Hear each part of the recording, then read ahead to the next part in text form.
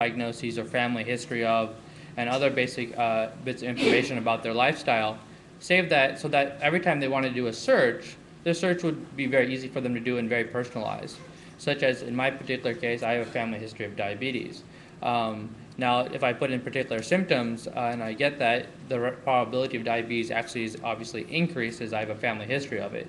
And so for when I look at the ranking of my search results, I'm like, hey, wait a minute. That's perhaps I should be taking into account. I didn't think about that because I, as a general consumer, would not be able to take the maybe 20, 30 different symptoms there might be for that or precursors into account. But having been able to create an expert system for it with physicians entering all the data, it only allows me to say, wait, I need to think about this. Let me go ahead and reach out and then talk with my physician or healthcare provider and basically get help earlier on. Basically being proactive. The idea is if I understand the options, I know the roadmap, I can be proactive. Next thing is about e-visits, and this whole idea is that you want to, after you search, you want to discuss. And one of the main people you want to discuss with is your healthcare provider. And the things that they want are some basic information about your medical profile, as well as the search you're currently undergoing, as that talks about your symptoms, what you're not having and having. And also bringing into relevance, let's say I had asthma before and I'm having cough, I'm coughing and chest pain, that's relevant. If I stub my toe, perhaps my having asthma is not really so relevant. And so to try to bring all these things together into what we call the e-visit report, and something that people can either securely email or be able to print out, can take to the physician, so that basically that whole time during that conversation, the value that both parties are obtaining is just a whole lot more.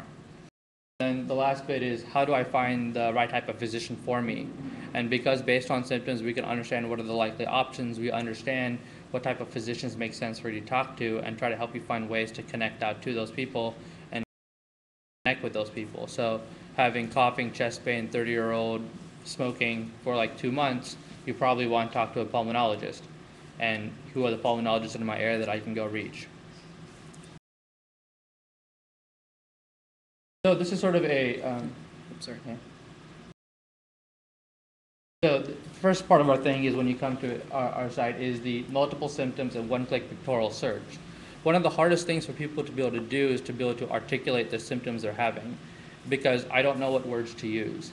And that's really where we felt the pictorial aspect would work, because I can click on an icon or a body part and see basically a set of options for what it could potentially be. Other thing that's also very important is about multiple symptoms. It's really not just I have a fever or I have a headache, because there could be hundreds of things which are possible, but it's the combination. I have a stomach ache and fever and I'm coughing. That's really going to narrow it down and bring you what's more likely than otherwise. So we've enabled you in this here easy sort of general, and then gender and age range as well, and also how long you've had it. No one has a flu for 2 months. It doesn't happen. So therefore, you got to take that into account as well.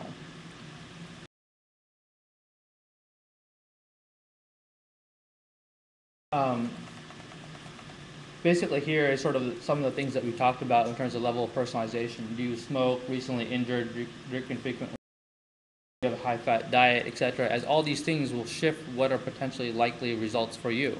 If you smoke or don't smoke, it actually makes a difference for, say, you're coughing. Same thing with, are you concerned regarding STDs or otherwise?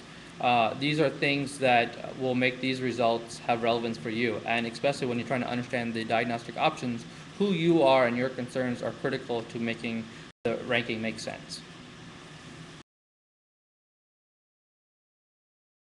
So one of the things we also do is by looking at what options are there, if I just put in chest pain, it says, are you coughing, do you have fever, and also I don't have as well, the positives and negatives. Because the negatives also tell you quite a bit. If you're not having a fever and you're not coughing, that's obviously going to exclude things where those are or much reduce the probabilities of things where those are very much the telltale signs of a particular diagnostic option.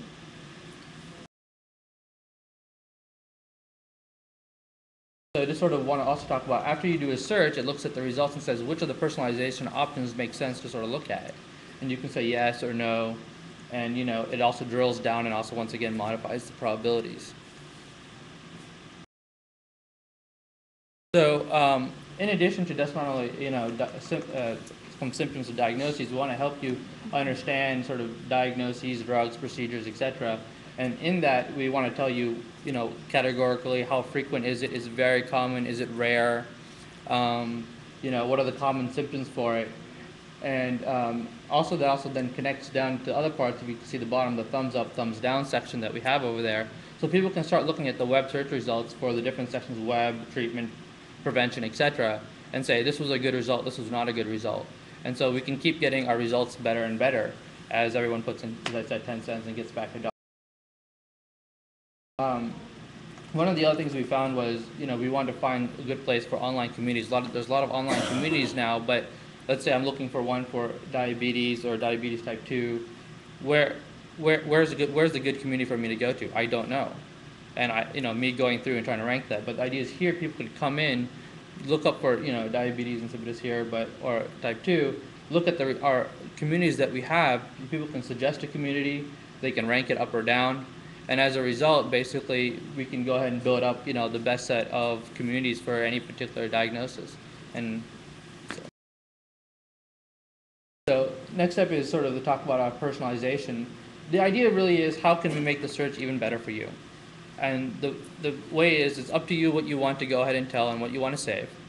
And you can basically state that I have previous diagnoses of asthma, family history of diabetes, I'm a male, 30, 50, etc. And these are also different lifestyle options that I have.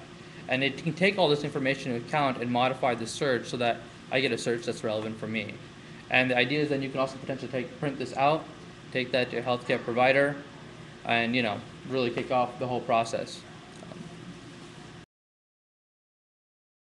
So this is the part where we talk about e-visits, and the idea is to provide sort of the secure mechanism where you can basically take your profile, securely connect it with your healthcare provider that you're currently talking with, and to start a discussion regarding whatever symptoms you might have. So because obviously a physician has multiple patients he's dealing with, so a quick capture of, okay, let me just understand the major relevant facts for this patient.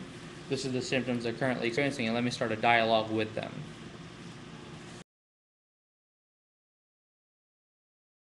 And so this is what we call the e-visit starter report, which combines my search with my profile in a way that's going to then can be sent to the healthcare provider. So you have the profile stuff on the left, and then my search. And in this particular case, I did a search for chest pain for asthma, chest pain for 4 to 14 days, and I have a previous diagnosis of asthma, so that actually increased in likelihood. So because that would just make sense. Before you go on, can you clarify whether or not e-visits are a feature that is in current production, that you actually have physicians actually interacting with patients? That will actually be worked on rolling out in the next couple of months. The basic infrastructure is there right now, and right now we're working on connecting with physician groups and also making sure all things are compliant so that we can roll that out. So that's a very soon to be coming feature. Even more specific, is this a personal health record a la Google Health?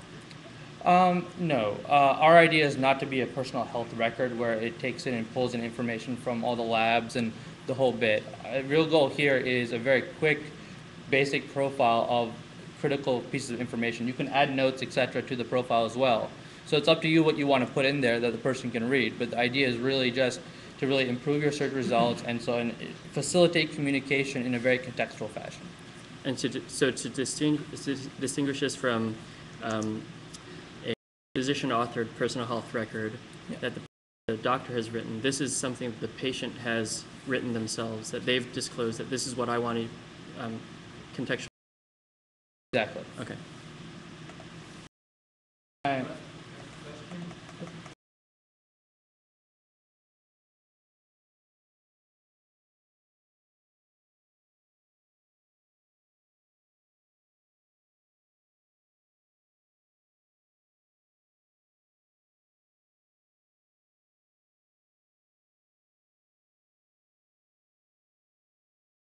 So I'm actually, I do e-visits online, not with the medical product, but a product that Palace Medical Foundation hosts itself. Some of you who are in healthcare IT like Neil know about Epic, and that product has a personal health record that physicians author the content, and then they can actually do an online interaction with me. They pay $60 a year for that privilege. They type in their symptoms, and I tell them, yeah, I think you probably have sinusitis. Here's a fax of amoxicillin, and you can go pick it up. Let me know if you get worse, because you need to come and see me.